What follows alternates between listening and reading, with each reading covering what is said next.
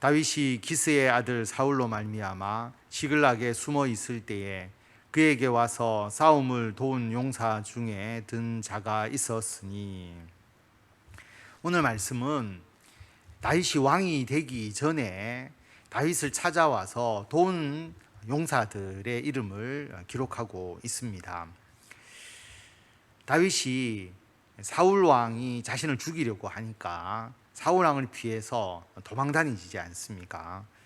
그런데 시글락에 숨어 있을 때에 블레셋이 지배하고 있는 땅이었고, 이때 아기스 왕이 다스리고 있는 지역입니다. 거기에 숨어 있었다라고 하는 거죠. 그런데 다윗이 숨어 있음에도 불구하고 그에게 와서 다윗을 도와주는 용사들이 있었다라고 하는 겁니다. 이 시글락에 한 1년 4개월 정도 머물고 있었는데요. 다윗으로 본다면 상당히 위기잖아요. 이스라엘의 장군이었던 자가 적군인 블레셋의 땅에서 숨어서 피해 있는 상황이 결코 좋은 상황이 아닌데, 다윗에게 굉장히 위기가 되는 상황이었는데, 다윗이 여기에 숨어 있다는 소문을 듣고 다윗을 지지하는 사람들, 또 다윗을 도우려고 하는 사람들이 한 사람씩 두 사람씩 모여들게 됩니다. 그리고 다윗의 편이 되어서 다윗을 위해서 일하는 것이죠. 다윗의 입장에서는 마치 하나의 지금으로 말하면 정부를 조직하는 것처럼 조직을 갖추고, 그렇게 해서 나중에 왕이 되는 일종의 준비, 예비 내각과 같은 그런 의미의 연습 또는 활동을 하게 될 수 있는 거죠. 분명히 다윗에게 위기였는데 나중에 왕이 될 수 있는 기반을 마련하는 계기가 된 겁니다. 그래서 하나님께서 이런 은총을 주신 것이죠. 하나님의 도우심으로 다윗이 피해 있을 수 있었고, 자기와 나중에 일할 수 있는 용사들을 이런 기회를 통해서 만날 수 있고, 그래서 나중에 다윗이 왕이 되었을 때 훨씬 더 나라를 잘 다스릴 수 있는 계기가 되지 않았나, 우리가 그렇게 볼 수가 있습니다. 그 용사들의 면면을 여기서 볼 수가 있는데요. 그들은 활을 가지며 좌우 손을 놀려 물매도 던지며 화살도 쏘는 자요, 베냐민 지파 사울의 동족인데 그 이름은 이러하니라. 활도 잘 쏘고 물매를 던지는, 지금은 이런 방식으로 전쟁을 하지 않지 않습니까? 그러나 예전에는 활과 물매 이런 게 주요한 하나의 무기였으니까 굉장히 무기를 잘 다룬다라고 하는 겁니다. 양손으로 무기를 던질 수 있다. 굉장히 큰 힘이죠. 그런 베냐민 지파 사울의 동족, 베냐민 지파임에도 불구하고 사울의 지파인데도 다윗을 찾아왔다라고 하는 것입니다. 왜 그랬을까? 다윗이 하나님의 기름 부음 받은 자다라고 하는, 다음 왕위를 이을 정통성을 가진 자다, 이것을 믿었겠죠. 그리고 사울이 굉장히 악행을 많이 행했지 않았습니까? 나중에 말년에 정신적으로도 이상하고 악행을 행하니까 아무리 같은 지파라 해도 사울을 지지할 수가 없는 거죠. 반면에 다윗은 인품이나 신앙적인 면에서 훌륭했기 때문에 다윗을 따라온 사람들이 있었을 것이다 라고 하는 겁니다. 그래서 베냐민 지파 사울의 동족 중에서 용사로서 다윗을 찾아와서 다윗을 도운 사람들의 이름이 기록되어 있는 겁니다. 그 우두머리는 아히에셀이요, 다음은 요아스이니 기브아 사람 스마의 두 아들이요, 또 아스마웻의 아들 여시엘과 벨렉과 또 브라가와 아나도 사람 예후와 기브온 사람 곧 30명 중에 용사요, 30명 중에 우두머리가 된 이스마야이며, 또 예레미야와 야시엘과 요하난과 그레다 사람 요사박과 엘루세와 여리목과 부하랴와 스마랴와 하룹 사람 스바랴와 고라 사람들 엘가나와 이시야와 아사렐과 요에셀과 야소부함이며 그돌 사람 요로함의 아들 요엘라와 스바랴더라. 베냐민 지파 중에서는 이런 사람들이 있었다라고 하는 것이고요. 8절에는 갓 사람, 갓 사람 중에서 광야에 있는 요새에 이르러 다윗에게 돌아온 자가 있었으니 다 용사요 싸움에 익숙하여 방패와 창을 능히 쓰는 자라. 그의 얼굴은 사자 같고 빠르기는 산의 사슴 같으니. 갓 지파 중에서 다윗에게 돌아온 사람. 그런데 이 사람들도 싸움에 아주 익숙한데, 아까 베냐민 지파는 양손으로 물맷돌을 던질 수 있는 그런 사람이었다고 한다면, 여기서는 방패와 창, 그리고 굉장히 아주 빠른 그런 사람, 용맹스러운 사람이었다라고 하는 거죠. 그 우두머리는 에셀이요, 둘째는 오바다요, 셋째는 엘리압이요, 넷째는 미스만나요, 다섯째는 예레미야요, 여섯째는 앗대요, 일곱째는 엘리엘이요, 여덟째는 요하난이요, 아홉째는 엘사밧이요, 열째는 예레미야요, 열한째는 막반네라. 이 갓 자손이 군대 지휘관이 되어 그 작은 자는 백부장이요 그 큰 자는 천부장이더니, 정월에 요단강 물이 모든 언덕에 넘칠 때에 이 무리가 강물을 건너서 골짜기에 있는 모든 자에게 동서로 도망하게 하였더라. 다윗을 찾아오고 또 다윗에게 오면서 그 대적을 쳐서 이기는 굉장한 그 용맹성을 나타내었다라는 것을 기록하고 있습니다. 베냐민과 유다 자손 중에서 요새에 이르러 다윗에게 나아오매 다윗이 나가서 맞아 그들에게 말하여 이르되, 만일 너희가 평화로이 내게 와서 나를 돕고자 하면 내 마음이 너희 마음과 하나가 되려니와, 만일 너희가 나를 속여 내 대적에게 넘기고자 하면 내 손에 불의함이 없으니 우리 조상들의 하나님이 감찰하시고 책망하시기를 원하노라 하매. 이 상황이 여러분 이해가 될 겁니다. 베냐민 지파, 유다 지파 사람들이 다윗에게 전향해서 오는 것이죠.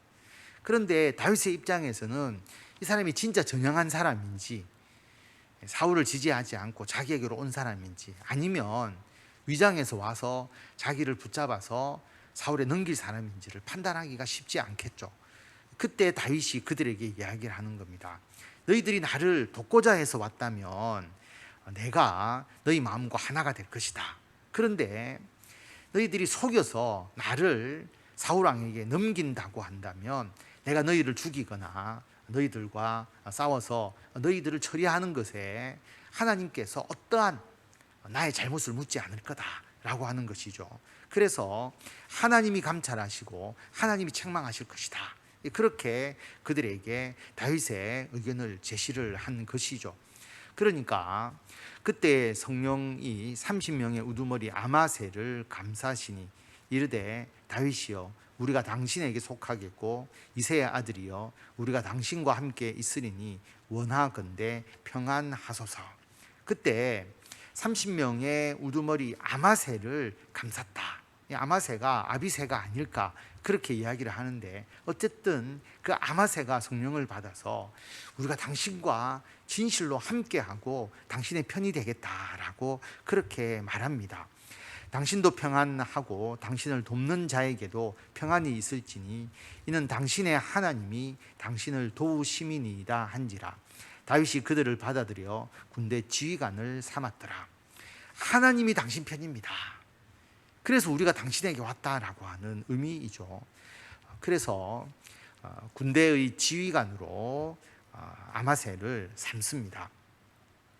다윗이 전에 블레셋 사람들과 함께 가서 사울을 치려 할 때에 므낫세 지파에서 두어 사람이 다윗에게 돌아왔으나, 블레셋이 사울을 공격하려고 할 때 다윗은 블레셋으로 전향한 것처럼 되어 있지 않습니까? 그러니까 다윗도 참가할 수밖에 없죠. 그래서 다윗이 만약에 블레셋의 편에서 이스라엘을 치는 전쟁에 참가했다면 그 뒤에 결코 다윗이 이스라엘의 왕이 될 수가 없었을 것입니다. 그런데 하나님께서 다윗이 블레셋 편의 전쟁에 나아가지 못하도록 블레셋의 다른 왕들이, 다윗은 우리 편이 아니고 원래 우리들을 죽이던 적인데 어떻게 다윗을 데리고 우리가 전쟁에 나아갈 수 있느냐, 다윗을 데리고 가면 안 된다. 그래서 다윗이 전쟁에 빠지게 되죠. 그래서 오히려 다윗은 블레셋 편인 것처럼 하면서 다 유다를 도와왔거든요. 그래서 유다의 신망을 얻고 나중에 사울이 죽은 후에 유다의 왕이 될 수가 있었던 것이죠. 그래서 그 사건을 여기서 이야기를 하고 있습니다.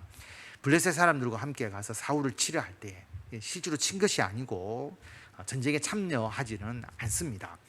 므낫세 지파에서 두어 사람이 다윗에게 돌아왔다라고 하는 거죠. 다윗 등이 블레셋 사람들을 돕지 못하였음은 블레셋 사람들의 방백이 서로 의논하고 보내며 이르기를 그가 그의 왕 사울에게로 돌아가리니 우리 머리가 위태할까 하노라 함이라. 전쟁에 데리고 갔는데 갑자기 우리를 쳐서 사울에게 우리들의 머리를 넘겨버리면 우리들을 죽인다라고 하는 의미죠. 그렇게 할 수가 없다. 다윗 못 믿겠다라고 하는 거죠. 아기스 왕은 괜찮다라고 했는데도 불구하고 다른 왕들이 반대해서 전쟁에 참여하지 못합니다. 다윗이 시글락으로 갈 때에 므낫세 지파에서 그에게로 돌아온 자는 아드나와 요사밧과 여디아엘과 미가엘과 요사밧과 엘리후와 실르데이니 다 므낫세의 천부장이라. 이 무리가 다윗을 도와 도둑대를 쳤으니 그들은 다 큰 용사요 군대 지휘관이 됨이었더라. 그때 사람이 날마다 다윗에게로 돌아와서 돕고자 하며 큰 군대를 이루어 하나님의 군대와 같았더라. 다윗을 돕고자 하는 자가 계속 늘어났다라고 하는 것입니다. 이미 사울의 악정은 계속되었고 신망을 잃고 블레셋 편이 된 것처럼 보이지만 실제로 그게 아니라 유다를 돕고 있다는 소문이 이미 나 있었을 것이고, 그래서 다윗에게로 많은 사람들이 전향하여서 큰 군대를 이루었다라고 하는 겁니다. 이렇게 되었기 때문에 나중에 사울이 죽고 난 이후에 유다에서 다윗을 왕으로 추대를 하고 헤브론에서 다윗이 왕이 될 수 있었던 것이죠. 싸움을 준비한 군대 지휘관들이 헤브론에 이르러 다윗에게로 나아와서 여호와의 말씀대로 사울의 나라를 그에게 돌리고자 하였으니 그 수요가 이러하였더라. 유다 자손 중에서 방패와 창을 들고 싸움을 준비한 자가 6,800명이요 시몬 자손 중에서 싸움하는 큰 용사가 7,100명이요. 그래서 다윗이 유다의 왕이 되고 난 이후에 사울의 아들 이스보셋이 죽잖아요. 그리고 아브넬도 다윗에게 전향을 하다가 결국 요압에 의해서 죽임을 당하잖아요. 그래서 모든 지파가 이제 헤브론으로 와서 다윗에게 왕이 되어 달라라고 이야기를 하는 거죠. 그때에 사울의 나라를 그에게로 돌리고자 하였다라고 그렇게 말합니다. 이제 온 이스라엘의 왕이 되었을 때 다윗에게 나아온 사람들을 이야기하고 있죠. 유다 자손 중에서 방패와 창을 들고 싸움을 준비한 자가 6,800명이요 시몬 자손 중에서 싸움하는 큰 용사가 7,100명이요 레위 자손 중에서 4,600명이요 아론의 집 우두머리 여호야다와 그와 함께 있는 자가 3,700명이요 또 젊은 용사 사독과 그의 가문의 지휘관이 22명이요 베냐민 자손 곧 사울의 동족은 아직도 태반이나 사울의 집을 따르나 그 중에서 나온 자가 3,000명이요. 그래서 베냐민 지파가 그래도 사울의 그 영향력이 죽었지만 남아 있기 때문에 그 중에서 나온 자가 3,000명, 가장 숫자는 작았다라고 하는 것을 이야기를 하고 있고요. 에브라임 자손 중에서 가족으로서 유명한 큰 용사가 28,000명이요 므낫세 반 지파 중에 이름이 기록된 자로서 와서 다윗을 세워 왕으로 삼으려 하는 자가 18,000명이요 이사갈 자손 중에서 시세를 알고 이스라엘이 마땅히 행할 것을 아는 우두머리가 200명이니 그들은 그 모든 형제를 통솔하는 자이며, 시세를 안다라고 하는 것은 통찰력이나 어떤 천문적 지식을 아는 그런 사람들을 말합니다. 그래서 이사갈 중에서 이 상황이 어떻게 되어야 되느냐, 결국 다윗에게 모든 나라를 넘길 수밖에 없다라고 하는 것을 알고 이스라엘을 다윗에게 속하게 하기 위해서 찾아오는 것이죠. 그 시세를 아는 그 사람들, 그 우두머리가 200명이나 되었다라고 이야기를 하고, 스불론 중에서 모든 무기를 가지고 전열을 갖추고 두 마음을 품지 아니하고 능히 진영에 나아가서 싸움을 잘하는 자가 5만 명이요 납달리 중에서 지휘관 1,000명과 방패와 창을 가지고 따르는 자가 37,000명이요 단 자손 중에서 싸움을 잘하는 자가 28,600명이요 아셀 중에서 능히 진영에 나가서 싸움을 잘하는 자가 4만 명이요 요단 저편 루벤 자손과 갓 자손과 므낫세 반 지파 중에서 모두 무기를 가지고 능히 싸우는 자가 12만 명이었더라. 이 모든 군사가 전열을 갖추고 다 성심으로 헤브론에 이르러 다윗을 온 이스라엘 왕으로 삼고자 하고 또 이스라엘의 남은 자도 다 한마음으로 다윗을 왕으로 삼고자 하여 무리가 거기서 다윗과 함께 사울을 지내며 먹고 마셨으니 이는 그들의 형제가 이미 식물을 준비하였음이며 또 그들의 근처에 있는 자로부터 이사갈과 스불론과 납달리까지도 나귀와 낙타와 노새와 소에다 음식을 많이 실어 왔으니 곧 밀가루 과자와 무화과 과자와 건포도와 포도주와 기름이요 소와 양도 많이 가져왔으니 이는 이스라엘 가운데에 기쁨이 있었음이었더라. 이렇게 많은 사람들이 다윗에게 나와서 그리고 음식을 가지고 잔치를 벌이는 그 모습을 여기서 볼 수가 있습니다. 결국 다윗이 가지고 있었던 정통성, 하나님이 다윗에게 기름을 부으셨고 사울은 너무나 악했고 그리고 다윗은 인품이나 신앙적인 면에 훌륭했고 그리고 그것을 실제로 삶을 통해서 모범으로 보여주었기 때문에 소문만 듣고 찾아온 사람이 다윗이 그렇지 않더라 라고 했으면 떠나가 버렸겠죠. 그런데 모여들었다라고 하는 것은 다윗을 인정하고 다윗이 정말 이런 사람이구나, 우리가 믿고 신뢰할 수 있구나. 그래서 자꾸 그 소문이 퍼져서 블레셋 땅에 있음에도 불구하고 다윗에게로 사람들이 모여들어서 큰 군사를 이루고 그리고 나중에 사울의 세력들이 다 죽었을 때 결국 다윗에게 온 이스라엘의 왕이 되어달라고 이렇게 지파별로 수많은 사람들이 나와서 다윗을 왕으로 옹립했다라고 하는 것은 결국 하나님이 함께 하시고 다윗의 인격과 또 신앙적인 모습들이 너무나 훌륭했다라고 하는 것을 알 수가 있습니다. 우리들도 마찬가지지 않겠습니까?